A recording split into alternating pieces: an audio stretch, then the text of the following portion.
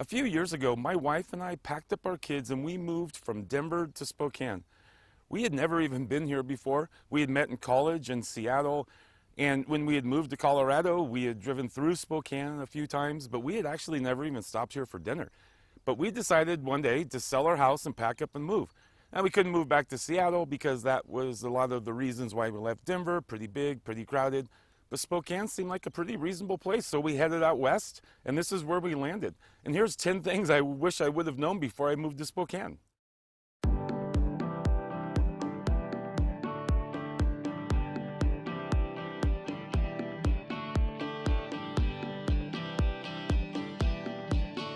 My name's Brian Johnson, and I'm a real estate broker with Windermere in Spokane Valley. If you like my content, click subscribe, hit the notification bell, and you'll find out every time I make a new video about what it's like to live, work, and play in Spokane. And if you're thinking of moving here, send me a text, shoot me an email, get a hold of me, and I'll show you the best places to live in Spokane. So the first thing I noticed when I moved here from a big city was the traffic in Spokane, as in there wasn't a lot of it. Now, I know a lot of people that have lived here for a long time have kind of complained about how traffic is getting worse, but if you've been in a big city with real gridlock, that really doesn't happen here. Now, I live up on North Spokane and my gym is in Spokane Valley, so I have about a 30-minute drive and I have to get on the freeway going from downtown out to Spokane Valley. And I can tell you that at rush hour, which is when I hit the freeway at 4:45, maybe I add about 5 or 6, maybe on a bad day, 7 or 10 minutes of extra time, if that. But really, I'm hitting that gridlock in my car every single weekday, and it is not a big deal. It doesn't really add that much time. I don't even really have to account for it. When I lived in Denver, I know that if we were going to head across town at certain times, you might have to add an extra 40 minutes or an hour to your drive. That doesn't happen here. And this is kind of a side note, but whoever does the left turn lights in Spokane deserves an award, because at major intersections, I've seen like 20 cars go through a left turn light on a green light. And in Denver, it drove me crazy. There was actually some intersections that you would have to wait 4 or 5 cycles through a left turn light on major intersections. Well, in Spokane, I don't know, but it just doesn't seem to be the case.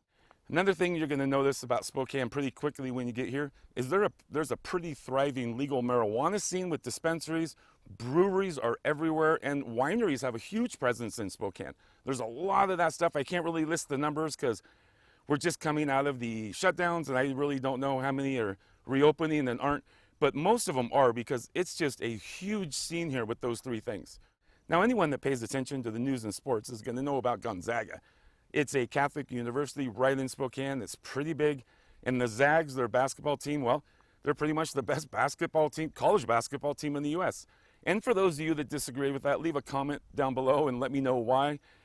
But I think most people agree that the Zags are pretty awesome, and that really dominates sports in Spokane. It's a really big deal here.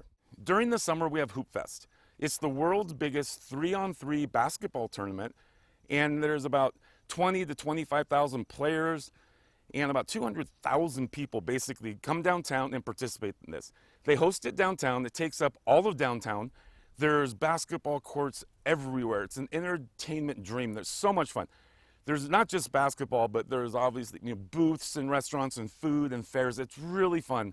It's a really big deal in Spokane. They have it every year, and you just really can't miss it. Or if you're in Spokane and you want to miss it, you've got to leave town, because there's no one going downtown for anything but Hoopfest on that weekend. Downtown Spokane is actually pretty small. There's pretty good parking. We've got parks downtown. We've got the river, which goes right through downtown, and we've got these skywalks. 13 blocks of downtown Spokane has these skywalk systems, so you literally can walk from building to building without ever going outside in the bad weather. There's a nice mall downtown. There's really beautiful movie theaters, but it's small.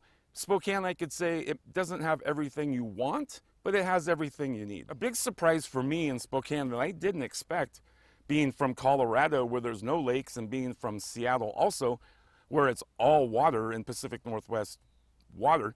Well, Spokane is surrounded by lakes. There's a saying I've heard multiple times here that within 60 miles of downtown Spokane, there's 60 boatable lakes. And that's true. There's just lakes everywhere. Waterfront property is really big here. Skiing, wakeboarding, all of that stuff is huge here. We have Coeur d'Alene, which is a gigantic lake. We have Pend Oreille, even bigger. Now, those are in Idaho, but they're places you're going to go from here all the time.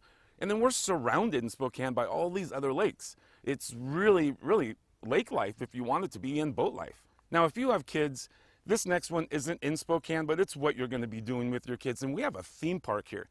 It's in North Idaho. From downtown Spokane, it's probably about 50 minutes. It's called Silverwood Theme Park. It's a huge theme park with an outdoor water park. We go there all the time with our kids. Rides upside down. It's fun. Basically it's just a huge theme park. And if you have kids, you're not going to miss that. Also in Hayden, there's Triple Play, which is an indoor theme park plus another indoor water park there. And you're not going to miss these things if you have kids, for sure. Parks are another really big thing in Spokane. We've got Riverside State Park, which is, I think, the biggest state park in Washington. It's 9,000 acres. It's about 10 minutes right out of downtown Spokane on the Spokane River. You can do a lot of fun things in there, hiking, horseback riding. I'll do another video on all the big parks in Spokane. But this park you really can't miss. Also, it has, I think, 600 acres for an outdoor, like motorcycles and snowmobiles and ATVs. And that's really, really fun if you're into those things. Another park downtown is Riverfront Park, which is, I think, 90 acres right in downtown, right on the river. There's an ice ribbon skating rink. There's a carousel down there.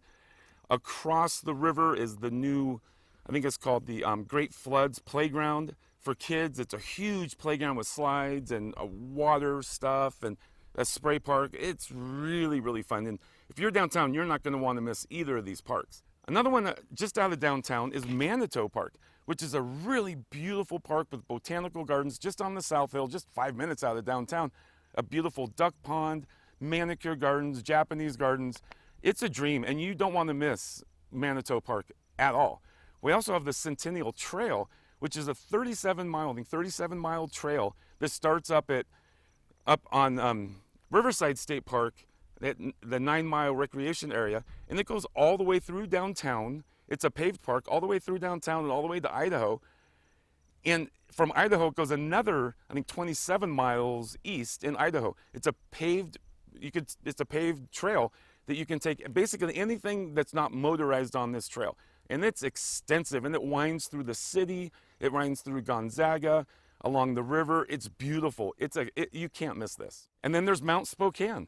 It's 1,700 skiable acres. There's 5 chairlifts up there. For snowboarders, there's 3 terrain parks, and it's less than an hour right outside of Spokane.